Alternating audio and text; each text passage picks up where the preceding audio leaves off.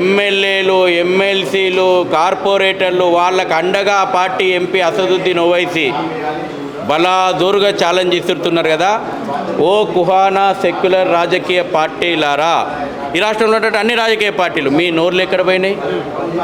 హిందువుల యొక్క విశ్వాసాలు మీకు కనబడతలేవా? గోరక్షణ కోసం ఉన్నటువంటి చట్టాలు మీకు కనబడతలేవా?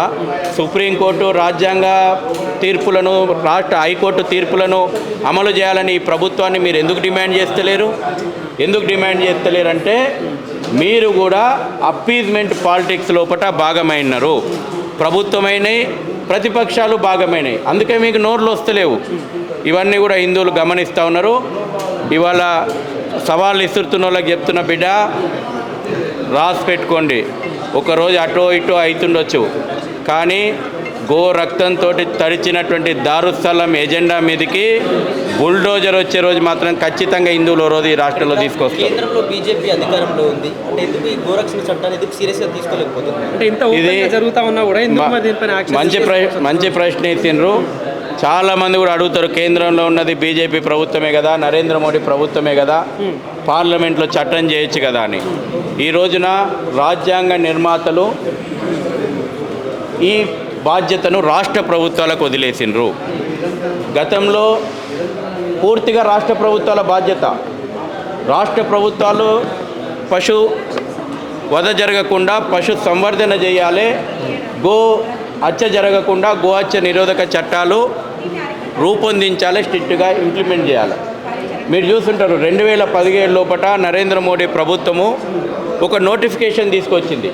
బహిరంగ మార్కెట్లలో ఈవెన్ పశు మార్కెట్లు కూడా నడపొద్దు అని ఒక నోటిఫికేషన్ తీసుకొస్తే ఈ రాష్ట్రంలో ఉన్నటువంటి, ఈ దేశంలో ఉన్నటువంటి కుహానా సెక్యులర్ పార్టీలు ఏదో ముస్లింల మీద దాడిగా అభివర్ణించినాయి. సెక్యులర్ పునాదులకు ఏదో ప్రమాదం వస్తుంది, రాష్ట్రాల హక్కులు ఏదో లాగేసుకుంటుంది కేంద్ర ప్రభుత్వం అని చెప్పి సుప్రీంకోర్టుకు పోయినాయి. సుప్రీంకోర్టు చివరికి ఆ నోటిఫికేషన్ నిలుపుదల చేసింది. ఈ రోజున పరిస్థితి అది. కాబట్టి రాష్ట్ర ప్రభుత్వాలు కఠినంగా అమలు చేసే దగ్గర గోహత్యను నిరోధించగలుగుతున్నాయి. ఇవాళ జాతీయవాద ప్రభుత్వాలు ఉత్తరప్రదేశ్లో కానీ, అస్సాంలో కానీ, ఈ రోజున వెస్ట్ బెంగాల్లో కానీ, మధ్యప్రదేశ్లో కానీ చిత్తశుద్ధి ఉన్నటువంటి ప్రభుత్వాలు ఉన్న దగ్గర చట్టాలలో కూడా మార్పులు తీసుకొచ్చారు. కొన్ని రాష్ట్రాల లోపల గోహత్యకు పాల్పడితే లైఫ్ ఇంప్రిజన్మెంట్, జీవిత ఖైదు ఉన్నది, ఆ క్రుయాలిటీ నేచర్ను ఆధారంగా చేసుకొని. ఈ రాష్ట్రంలో కూడా అటువంటి చట్టాలు రావాలా, చట్టాల లోపల మార్పులు రావాల్సినటువంటి అవసరం ఉంది. లోపాయికారి చట్టం ఈ రోజున అమల్లో ఉంది, ఆ చట్టం కూడా అమలు అయితే లేదు, అది వేరే విషయం.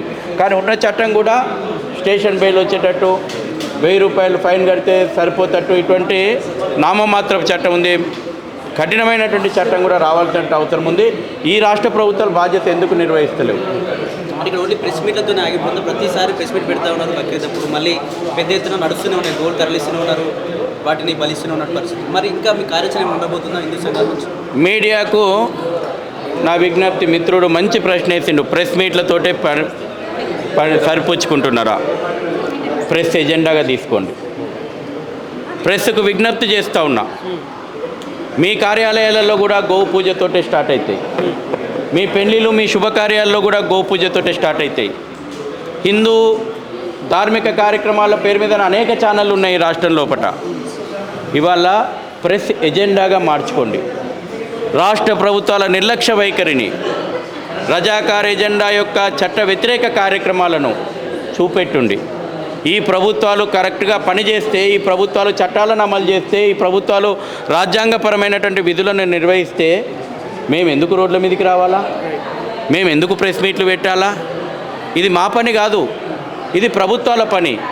ఇవాళ అనేక కష్టాలు, రాత్రింబగళ్ళు వేలాది మంది కార్యకర్తలు రోడ్ల మీదకి వచ్చి నిద్ర ఆహారాలు మాని గోరక్షణ చేస్తున్నారు. ప్రభుత్వాలు చేస్తే మాకు ఈ పని తప్పుతుంది కదా. అనేక చోట్ల ఈ రాష్ట్రం లోపట గోరక్షకులపైన కత్తిపోట్లు జరిగినాయి. ఈ రాష్ట్రం లోపట గోరక్షకుని పైన ఫైరింగ్ అయింది. ఉప్పల్ లోపట ఒక డీసీఎం ఎక్కించి ఒక కార్యకర్త గోరక్షకుని చంపేసిండ్రు. గో హంతకులు ముఠాలుగా ఏర్పడి ఒక వెహికల్ ముందర వస్తుంటే వెనకాల ఒక బులేరో, ముందర ఒక బులేరో పెట్టుకొని మారణాయుధాలతోటి ఇవాళ స్మగ్లింగ్ చేస్తున్నారు. ప్రభుత్వాలు కళ్ళు మూసుకున్నాయా? ప్రభుత్వాల గనవర్తలేవా? అయినా మా గోరక్షకులు ప్రాణాలకు తెగించి కాపాడుతున్నారు. పోలీసులు చెప్తున్నారు మాకు 100కు ఫోన్ చేయండి మేము చర్యలు తీసుకుంటామని. ఇవాళ ఏం జరుగుతున్నది? ఈ రోజున రాష్ట్ర వ్యాప్తంగా వేలాది మంది గోరక్షకులను బైండ్ ఓవర్లు చేసిర్రు, కమ్యూనల్ షీట్లు ఓపెన్ చేస్తున్నారు. ఎందుకు? పోలీసులకు 100కు ఫోన్ చేసినందుకు, పోలీసులకు గోవులను పట్టించినందుకు. ఇది రాష్ట్రం లోపల అమలవుతుంది. పీడీ యాక్ట్ నమోదు చేయాలా, ఎంఐఎం నేతలపైన పీడీ యాక్ట్ నమోదు చేయాలా, గో హంతకులపైన పీడీ యాక్ట్ నమోదు చేయాలా, గో అక్రమ రవాణాను చేసేటువంటి యజమానుల మీద పీడీ యాక్ట్ నమోదు చేయాల్సిన ప్రభుత్వము పోలీసులకు 100కు ఫోన్ చేస్తే, పోలీసులకు సమాచారం ఇస్తే గో రక్షకులపైన కేసులు నమోదు చేస్తుంది. అందుకే ఇవాళ మేము ప్రెస్ ముందరికి వచ్చి మాట్లాడుతున్నాం. మేమేం ప్రెస్ మీట్లు పెట్టి చేతులు దులుపుకుంటలేము, ఓపెన్గా చెప్తున్నాం. ఈ ప్రభుత్వాలు విఫలమైతే యావత్ హిందూ సమాజం, ఇప్పటివరకు సంస్థల రూపంలోనే మీరు చూసిర్రు ప్రతిఘటన, యావత్ హిందూ సమాజం రోడ్ల మీదకి రావడానికి సిద్ధంగా ఉంది. మా సహనాన్ని పరీక్షించకండి. ఒకవేళ హిందూ సమాజం రోడ్ల మీదకి వస్తే జరిగే పరిణామాలకి ప్రభుత్వం అందే బాధ్యత అని చెప్పి కూడా తీవ్రంగా హెచ్చరిస్తూ ఉన్నాం. Thank you.